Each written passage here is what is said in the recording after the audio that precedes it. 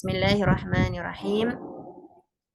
Juzuk pertama iaitu di dalam mushaf kita mula daripada muka surat 1 hingga 21 yang di mana di dalam juzuk pertama ini terkandung dua surah iaitu surah Al-Fatihah dan surah Al-Baqarah yang hanya hingga ayat 141. Okay. Jadi kalau kita lihat surah Al-Fatihah itu pastinya adalah surah yang sangat penting dalam kehidupan seorang Muslim kerana tidak sah salat seseorang jika tidak membaca surah Al-Fatihah dalam setiap rakaat salatnya. Dan maka mengapakah surah Al-Fatihah itu adalah surah yang dipilih oleh Allah Subhanahu Wa Taala untuk dibacakan dalam setiap rakaat? Antara lain kita lihat di dalam gambar raja ini, surah Al-Fatihah ini pertama bermakna pembuka. Jadi Fatihah ini adalah kunci kepada memahami kandungan Al-Quran. Ataupun para ulama mengatakan Al-Fatihah ini adalah rumusan daripada apa isi kandungan sebenarnya di dalam Al-Quran. Kalau siapa buat tesis, ini kita boleh namakan Fatihah itu sebagai abstrak daripada kajian yang ingin dilakukan. Masya Allah. Inilah keunggulan Al-Quran. Jadi, ia adalah gambaran mengenai keseluruhan Al-Quran yang membicarakan tentang 7 perkara asas. Iaitu yang pertama, sekejap saya tunjukkan. Okey. Baik, yang pertama tentang tauhid. Di mana di dalam Al-Fatihah itu ada tauhid. Kalau kita baca Alhamdulillahi Rabbil Alamin, Rabb, Tuhan sekalian alam. Okay. Kemudian di dalam situ juga ada mengandungi Iyyaka na'budu wa iyyaka nasta'in. Hanya engkau sahajalah ya Allah yang kami sembah. Jadi maksudnya menafikan sembahan-sembahan yang lain dan mensabitkan yang perlu disembah hanyalah Allah Subhanahu Wa Taala. Jadi di situ dah ada elemen tauhid. Kemudian elemen syariat. Syariah ini apa? Syariah adalah dari sudut peribadatan. Jadi yang tadi saya sebut Iyyaka na'budu, hanya kepada engkau lah ya Allah yang kami sembah.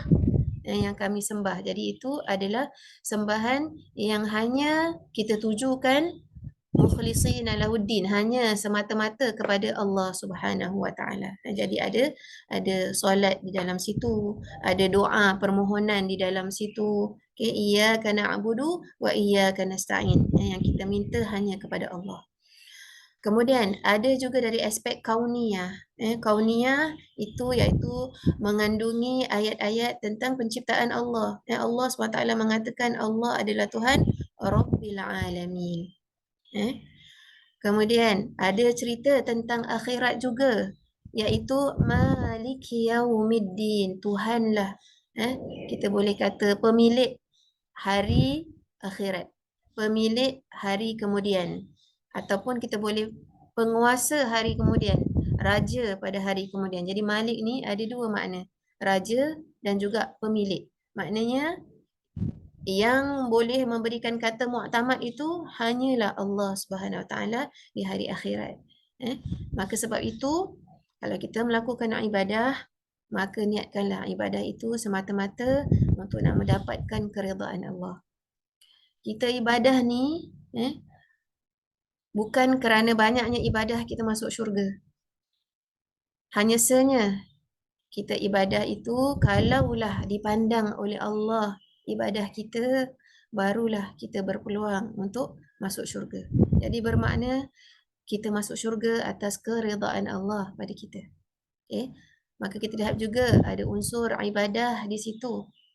Ibadah seperti mana yang kita katakan tadi, ada unsur iyyaka na'budu wa iyyaka nasta'in, ihdinas siratal mustaqim. Inilah dia satu-satunya doa yang terpenting yang harus kita tiap-tiap pagi, tiap-tiap hari, tiap-tiap masa minta kepada Allah agar Allah Subhanahu Wa Taala membimbing kita, memberi petunjuk kepada kita dalam setiap detik kehidupan kita. Itulah pentingnya ihdinas siratal mustaqim. Begitu juga kita baca dalam doa kunut kita, Allahumma hadina fi man hadait. Jadi kalimat hidayah itu kita perlukan dalam setiap kehidupan kita. Kemudian ada unsur tarhib dan taghrib. Taghrib ini adalah berita gembira bagi mereka yang beriman kepada Allah. Seperti mana yang kita sebutkan, siratal ladzina an'amta alaihim. Ya Allah, berikanlah kami nikmat seperti mana kamu telah memberi nikmat kepada orang-orang yang telah engkau berikan nikmat. Iaitu apa? Iaitu siapakah mereka?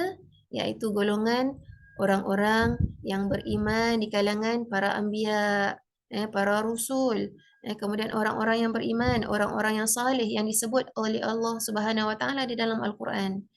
Kemudian begitu juga ada tarhib, sesuatu memberikan suatu berita yang menakutkan, kerana Allah Subhanahu Wa Taala menyebut ghairil maghdubi alaihim waladdallin. Ya Allah, ya Tuhanku, janganlah engkau murkai kami seperti mana golongan yang telah engkau murkai, dan janganlah engkau sesatkan kami seperti mana golongan yang engkau telah sesatkan mereka. Maka siapakah golongan itu dijelaskan oleh Allah Subhanahu Wa Taala di dalam surah Al-Baqarah. Baik.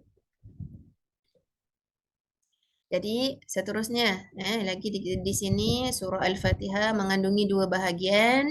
Katakan ada terdapat pujian kepada Allah di mana ada alhamdulillah rabbil alamin. Begitu juga ada doa permintaan kepada Allah sebagai bukti kelemahan hamba yang memerlukan pergantungan kepada Allah Subhanahu Wa Taala, iaitu ihdinas siratal mustaqim. Jadi ini dua unsur pengajaran yang antara penting. Begitu juga dalam Al-Fatihah ini, para ulama mengatakan Allah mengajar kita adab berdoa.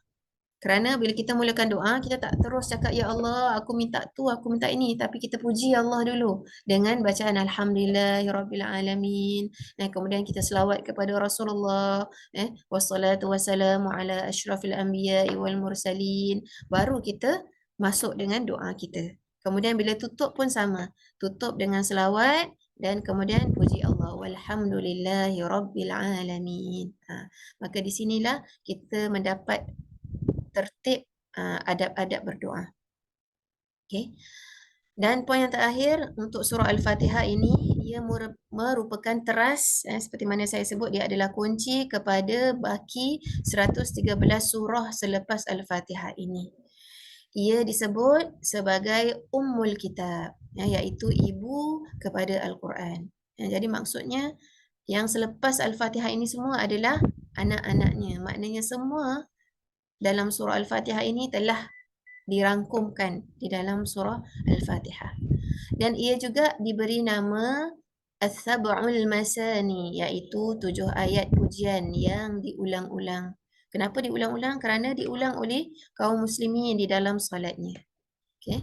Maka inilah dinamakan Al-Fatihah, menggambarkan pembukaan Al-Quran. Baik, seterusnya. Seterusnya mengenai surah Al-Baqarah yang daripada ayat 1 hingga ayat 141. Pertama, Al-Baqarah itu apa maknanya? Al-Baqarah itu adalah bermakna lembu betina. Lembu betina.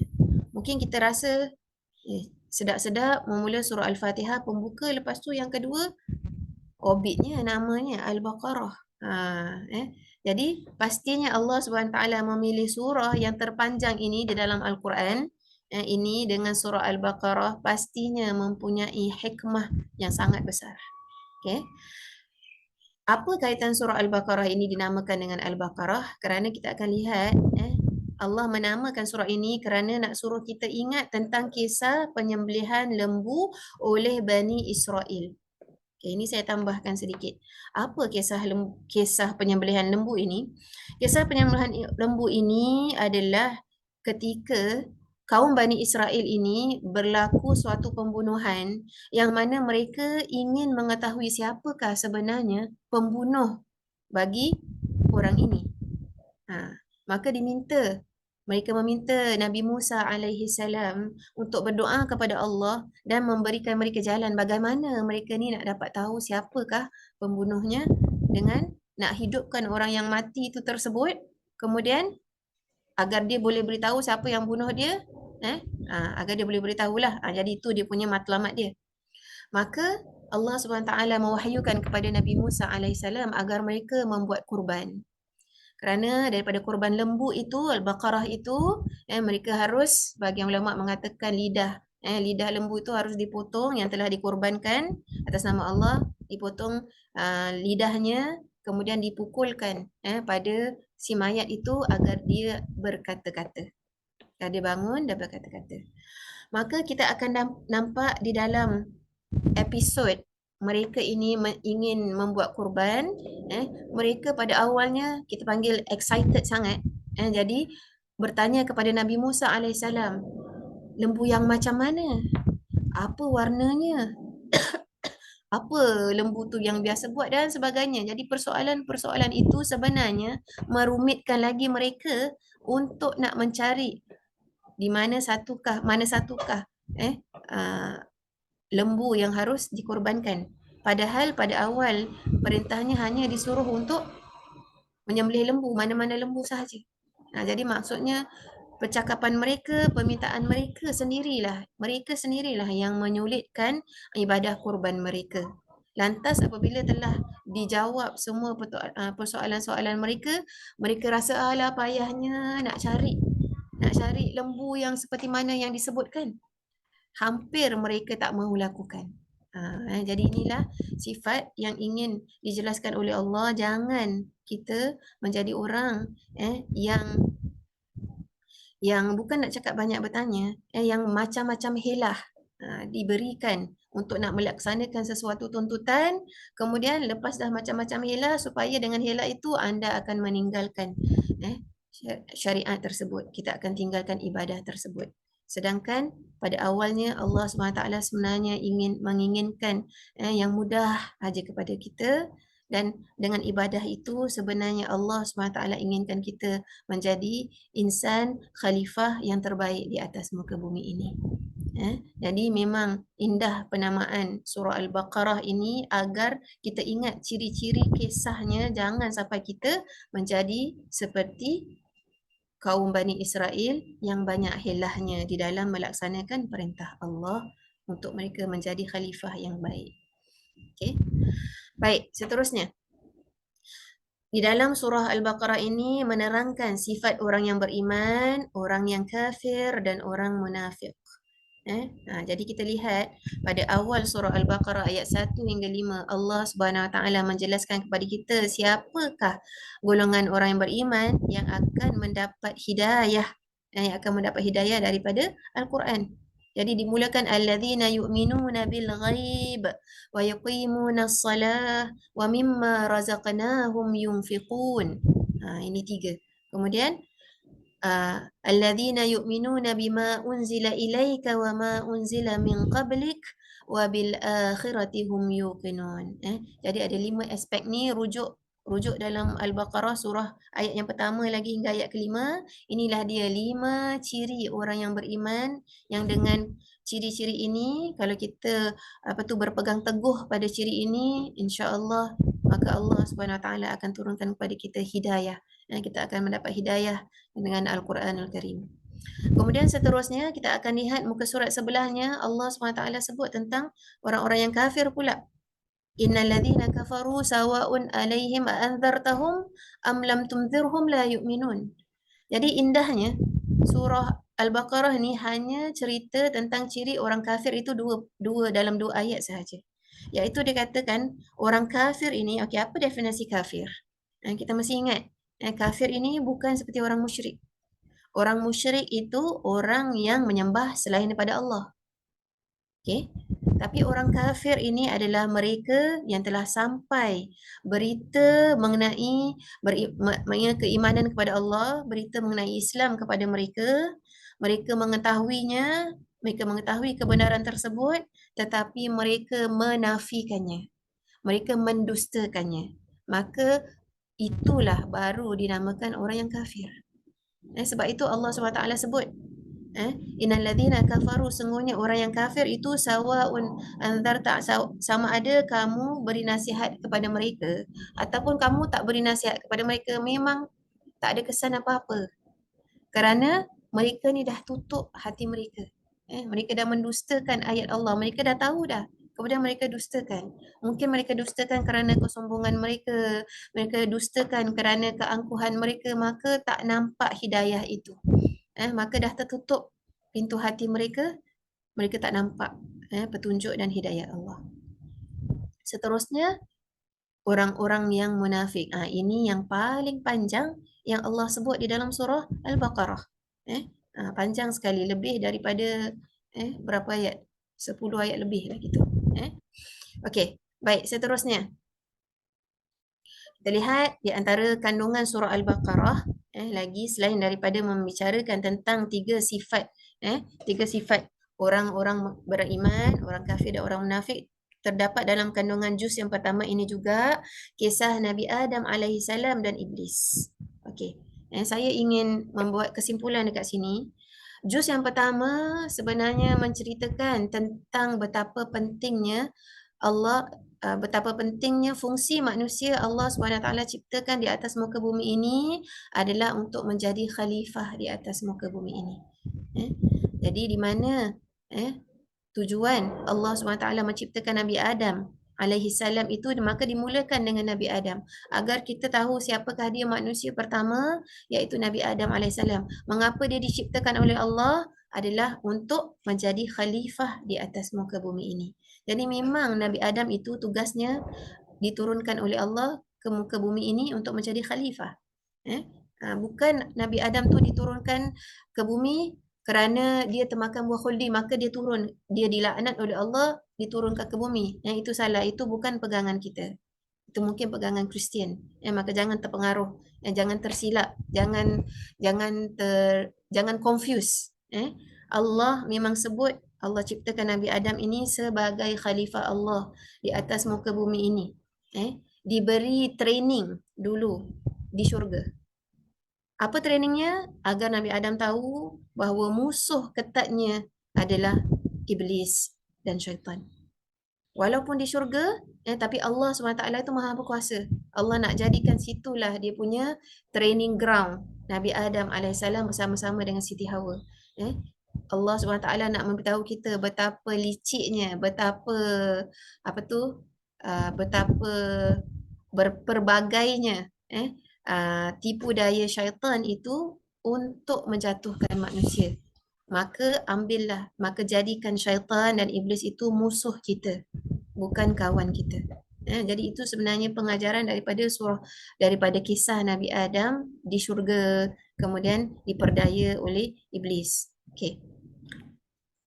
Kemudian lepas Allah Subhanahu Wa Taala menjelaskan kepada kita tentang peranan kita sebagai khalifah, dengan Allah mengisahkan kisah Nabi Adam, Allah Subhanahu Wa Taala mengisahkan kepada kita pula golongan manusia yang gagal menjalankan misi sebagai khalifah, iaitu kaum Yahudi, kerana tamaknya mereka, kerana kejahatan yang mereka lakukan, sehingga mereka ini contoh yang Allah SWT berikan pada kita. Inilah dia contoh, kalau manusia tidak mengikut syariat Allah, maka dia gagal menjalankan amanahnya sebagai khalifah di atas muka bumi ini. Kemudian seterusnya Allah SWT berikan kita contoh pula. Contoh orang yang lulus, orang yang berjaya menjalankan misinya sebagai seorang khalifah Allah di atas muka bumi ini, iaitu Nabi Ibrahim alaihissalam. Nabi Ibrahim diuji dengan berbagai ujian. Diuji dengan kaumnya yang tidak beriman, diuji dengan bapanya yang tidak beriman, dihalau oleh kaumnya, dihalau oleh bapanya. Namun dia tetap bersabar menjalankan perintah Allah. Dan di dalam sini juga, dalam juz pertama juga, Allah Subhanahu Wa Taala mengisahkan kepada kita pembinaan Kaabah yang diasaskan oleh Nabi Ibrahim dan Nabi Ismail.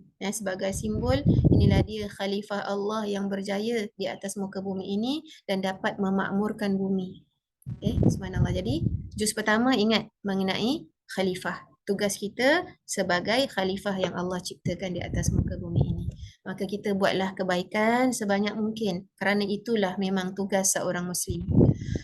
Baik, seterusnya lagi kita lihat bahawa ada di situ wasiat Nabi Yaqub pada anak-anak beliau agar mentauhidkan Allah Subhanahu wa taala. Di antara bukan sahaja kita selaku seorang mukmin harus memastikan bahawa keimanan kita ini terjaga, namun kita harus pastikan bahawa generasi selepas kita akan meneruskan legasi tauhid yang contoh yang kita perjuangkan, yang para ulama, yang para anbiya perjuangkan, harus kita pastikan generasi seterusnya adalah generasi yang mentauhidkan Allah. Okey. Begitu juga kita lihat dalam surah Al-Baqarah ada sikap kaum Yahudi terhadap Jibril dan para rasulnya. Kaum Yahudi ni seperti mana yang saya sebut, antara mereka yang suka membuat hilah. Jadi dikisahkan bahawa kaum Yahudi ini pernah datang bertemu dengan Rasulullah SAW ketika Rasulullah sampai di Madinah, dan dia bertanya kepada Rasulullah beberapa soalan. Dikatakan, kalau kamu dapat menjawab soalan kami, maka kami akan beriman kepadamu. Jadi ada 3 soalan yang diajukan kepada Rasulullah SAW. Maka Rasulullah mengulangi, adakah benar kalau saya dapat menjawab soalan kamu, kamu akan beriman? Dia kata ya. Kemudian turunlah wahyu. Jadi mungkin saya boleh berikan di antara contoh soalan yang ditanyakan orang Yahudi kepada Rasulullah SAW adalah apakah kegemaran makanan Nabi Yaqub, tak silap saya Nabi Yaqub, dan mengapa dia meninggalkan memakan makanan tersebut. Jadi kalau kita lihat soalan-soalan ni yang macam kalau orang biasa tak tahulah. Jadi disebut oleh Allah, dikarakamkan di dalam hadis.